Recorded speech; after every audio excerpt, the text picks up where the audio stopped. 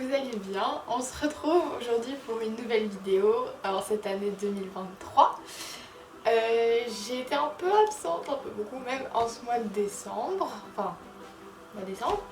mais c'est parce que j'ai pas eu le temps de filmer avec les examens, les fêtes, tout ça. Mais on se retrouve aujourd'hui pour la vidéo sur mes lectures du mois d'octobre. Vous allez me dire, ça ne sert à rien Noémie, tu nous as dit ce que tu allais lire. Mais vous me connaissez, je n'ai pas lu ce que j'avais dit que j'allais lire. Bon, j'en ai lu quand même quelques-uns, mais pas tous. Donc ils sont pas dans l'ordre, parce que tout simplement ça devait tenir dans une pile. Donc bah voilà, désolée, mais ils sont pas dans l'ordre. Donc première lecture, j'ai lu les 2 premiers tomes de Blackwater, écrits par Michael McDowell aux éditions Monsieur Toussaint l'Ouverture. J'ai pas lu les 6 tomes parce que je sais pas si tout le monde a lu ici, mais à la fin du 2e tome, au dernier événement, j'ai compris qu'il me fallait une petite pause de cet univers parce que c'est vraiment très macabre quand même. Et je crois que je vais lire l'année prochaine, l'automne prochain, d'autres tomes. Je sais pas si je vais finir, mais en tout cas j'ai envie de terminer la saga quand même, mais j'avais besoin d'une pause. Et j'ai enchaîné et j'ai pas continué. Mais sinon, en soi, j'ai quand même bien aimé. Même si l'univers, oui, est très très macabre. Les événements sont assez... on se pose beaucoup de questions. Il y a beaucoup de rebondissements aussi. Enfin, oui et non. En fait c'est même pas des rebondissements, vraiment. C'est... La vie continue et en fait, on se pose de plus en plus de questions parce qu'on ne comprend pas. Genre, on se dit, mais... Pourquoi ? Du coup, bah... Oui, j'avais besoin d'une pause, mais en soi, je vais pas dire que je l'ai pas aimé non plus. Donc voilà. Deuxième saga différente. Il s'agit du tome 6 de Anne d'Ingleside, écrit par Lucy Maud Montgomery, et aux éditions Monsieur Toussaint l'Aventure, toujours. C'est le 6e tome, les autres c'est ici. Dans cette magnifique édition, vraiment je la trouve dingue, elle est vraiment super belle, mais je me rends compte que je préférais quand même jusqu'on va dire au 4e. Enfin, lui ça allait un peu mieux, mais vraiment le 5e, quand j'y repense, bah Anne elle est rentrée dans sa vie d'adulte en fait, enfin dans sa vie de femme à l'époque, et j'avoue que c'est pas trop en accord avec mes valeurs. Donc dans celui-là, ça allait un peu mieux parce qu'elle a eu des enfants et on voyait parfois quelques chapitres du point de vue de ses enfants. Du coup, on retournait un peu dans le monde de l'enfance et de l'insouciance. Mais bah oui, Anne, elle est mère au foyer. Elle passe son temps à coudre, à cuisiner et à préparer des trucs. Pendant que Gilbert, il est médecin, donc il est pas souvent là. En soi, c'est toujours assez mignon, c'est toujours poétique, c'est pour ça que je continue de les lire. Parce que l'univers, il est toujours très très poétique. Mais c'est vrai que, disons que jusqu'au tome 4, dans celui-là, elle travaille encore. Pendant que Gilbert fait ses études, elle travaille. Donc, je préférais ceux-là, elle est encore dans ses études, ou alors enfant quoi, pour le premier. Donc oui, un peu moins aimé que les autres, mais toujours très très beau, très très bien écrit, et on a juste envie de voir le monde de la même façon qu'elle, vraiment. Ensuite, j'ai lu le livre que je lis chaque année en automne. Je veux dire, c'est un peu répétitif, oui. Il s'agit de Flock sourit en automne de Elisabetta Gnome aux éditions Kenes. Donc c'est un hors-série de Fairy Oak. Là c'est les 2 autres hors-série. Et ceci parle de l'automne, mais en plus Phlox a une vision du monde également magnifique, tout en couleurs. Et j'adore. Vraiment ce tome il parle des couleurs. Et ça je trouve ça vraiment beau parce que certaines personnes ne voient pas la personnalité que peuvent avoir certaines couleurs. Mais ce livre en parle et cherche aussi une théorie sur les folies des saisons, comme il les appelle là-dedans. Donc c'est vraiment, comme il dit ici, une histoire d'amitié, de danse bizarre et de couleurs. Donc vraiment ce livre à lire, je le lis chaque année et je m'en lasse pas parce que vraiment il est superbe. Comme les 3 livres de base. Ensuite, j'ai lu La Cour des Ténèbres de la saga Vampiria de Victor Dixon aux éditions Robert Laffont.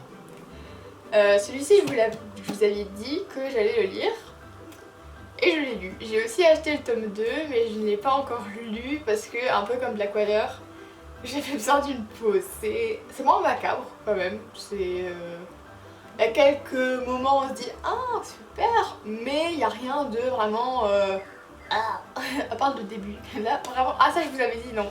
J'avais lu le début et c'est vrai que les 70 je crois à première page c'est avec beaucoup d'événements, mais le reste ça se calme quand même, il y a moins de morts, hein. Mais oui, donc je crois que je vais lire le reste l'année prochaine. Mais j'ai quand même été au salon du livre de Mons et j'ai pu rencontrer Victor Dixon, vraiment hyper sympa, très gentil, il prend bien quand même le temps même s'il y avait beaucoup de monde, j'ai attendu très longtemps mais l'organisation était quand même assez bien faite et il prenait quand même le temps de parler parce que bah, même si on a attendu très longtemps et que d'autres personnes attendent encore, bah, on a attendu aussi quoi, donc il prend le temps et d'échanger un peu et tout. Voilà, donc très gentil et très beau livre aussi, même si bah oui les vampires et les trucs bizarres comme Blackwater c'est pas trop mon truc à la base, mais je vais continuer, je le veux. Ensuite, 2 lectures qui vont quand même assez vite, on va pas se mentir, mais c'est parce que je les ai reçues et je n'ai pas résisté au fait de les lire quand je les ai reçus. Il s'agit de ces 2 petites beautés de Heartstopper. Donc ici on a le tome 1 et le tome 2.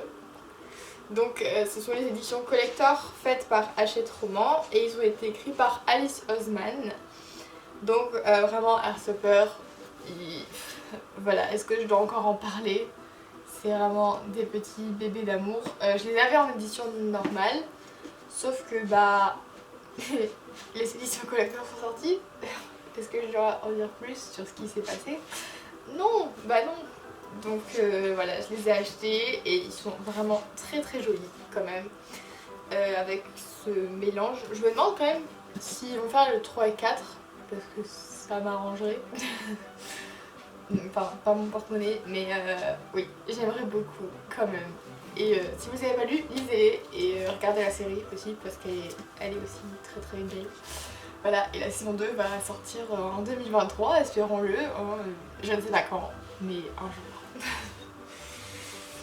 Ensuite, on a un gros bébé que j'ai adoré. Il s'agit de La vie invisible d'Adi Larue de V.E. Schwab aux éditions Lumen. Donc il s'agit de l'édition collector qui est magnifique. Jamais je ne regretterai de l'avoir acheté.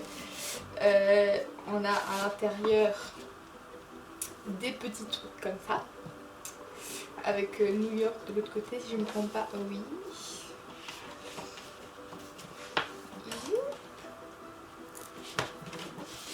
Et le livre en lui-même, c'est comme ça.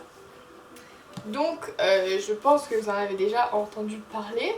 Il s'agit donc de l'histoire de Adi qui a fait un pacte, avec le diable pour avoir la vie éternelle un peu, sauf que bah personne ne se souvient d'elle.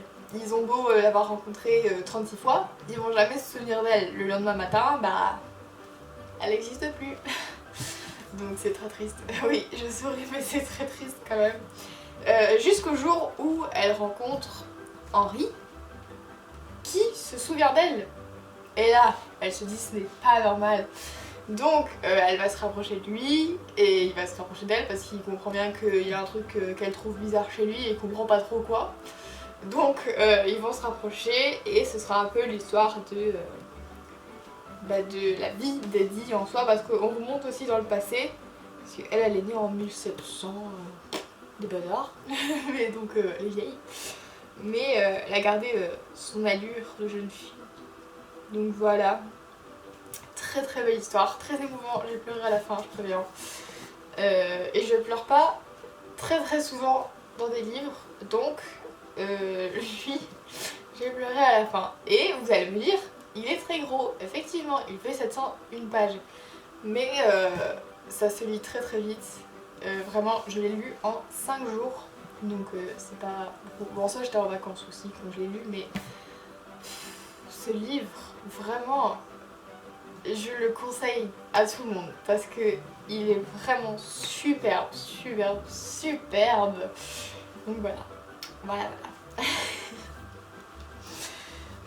Et enfin, le dernier livre est toujours l'édition collector, on a fait fort quand même pour ces 3 derniers. Ah là là, il s'agit de Red, White and Royal Blue de Cassie McKiston aux éditions St. Martin's Griffin. Donc c'est en anglais, je l'ai lu en anglais, c'était pas prévu parce qu'en fait juste ça faisait très très longtemps que je le voulais et que je ne le trouvais nulle part en français. Bon en soi quand j'allais dans une librairie je le cherchais mais j'allais pas le commander sur internet. Sauf qu'à un moment j'étais à Liège et j'ai vu un Fnac et je me suis dit à la Fnac il y sera et je m'en fous, je l'achète. Tant pis pour les bonnes résolutions tout ça, je l'achète. Sauf que je vais dans le rayon et ils ne l'ont pas en français. Du coup là moi dans ma tête j'étais persuadée de l'acheter ce jour-là. Genre pour moi c'était pas possible de partir de Liège sans ce livre. Du coup je sais pas pourquoi, un petit truc qui me pousse à aller dans ce rayon anglophone. Et là, que vois-je? Bon, de base j'avais acheté l'édition normale en anglais, mais j'ai découvert ça. Voilà, je vais montrer après. Et du coup je le vois en anglais et là je vais pas chercher 3000 ans, je l'ai acheté. Voilà. Je l'ai acheté et franchement si vous essayez de lire un peu en anglais, il n'était pas si compliqué que ça. J'ai quasiment tout compris, j'ai pas dû chercher beaucoup. Mais donc j'ai revendu l'édition normale et j'ai acheté celle-ci parce que, pour plusieurs raisons. Déjà, voilà. Hein. Ensuite, voilà. Hein. Raison principale surtout, ceci. Pour ceux qui l'ont lu, ceci représente beaucoup et je trouvais ça vraiment super beau et vraiment je l'adore. Je n'en reviens toujours pas de cette beauté. En plus, à l'intérieur, voilà, hein, et voilà. Et cerise sur le gâteau, je ne le savais même pas en l'achetant, mais c'est pas grave, il y a un chapitre en plus sur un peu leur futur du point de vue de Henry. Mais vous allez me dire, on ne connaît toujours pas l'histoire de lui, c'est bien vrai. Donc il s'agit de l'histoire de Alex, qui est le fils de la présidente des États-Unis, et Henry, un prince, enfin le prince, oui, d'Angleterre. Donc ils sont un peu rivaux en soi parce qu'on les considère un peu pareils, sauf qu'ils aiment pas trop ça parce qu'en fait ils sont pas différents, c'est le cas de le dire. Et la mère de Alex, elle est en pleine comment on dit ça, pour redevenir présidente des États-Unis 4 ans de plus. Donc quand les médias surprennent une petite altercation entre le prince et le fils de la présidente, ça va pas passer pour le mandat. Donc ils doivent devenir un peu potes pour Instagram, faire des photos à deux, arriver en public comme ça à deux, juste pour faire genre non on est potes, y a rien d'ennemi entre nous. Sauf que à force de se voir tout le temps, de mieux se connaître quand même au final, il va vite y avoir un petit truc en plus, hein, comme on dit. Et ça c'est même pas un spoil, c'est l'histoire en soi. C'est même la petite phrase qui n'est pas marquée là-dessus d'ailleurs, mais ah si là. Bref, donc et si le véritable amour n'est pas toujours diplomatique, ce qui est bien vrai.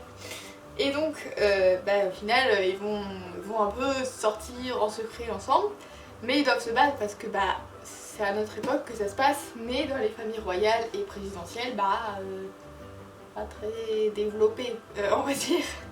Donc ils vont devoir se battre pour leur amour et c'est un très joli livre, très touchant aussi.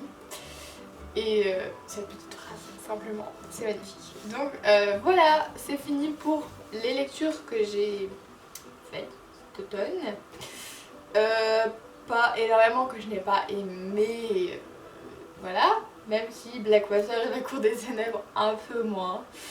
Et Anne aussi, mais oui, en fait Anne c'est très compliqué hein, parce que voilà, mais bref c'est pas grave. Donc je vous dis à la prochaine pour une nouvelle vidéo, bye.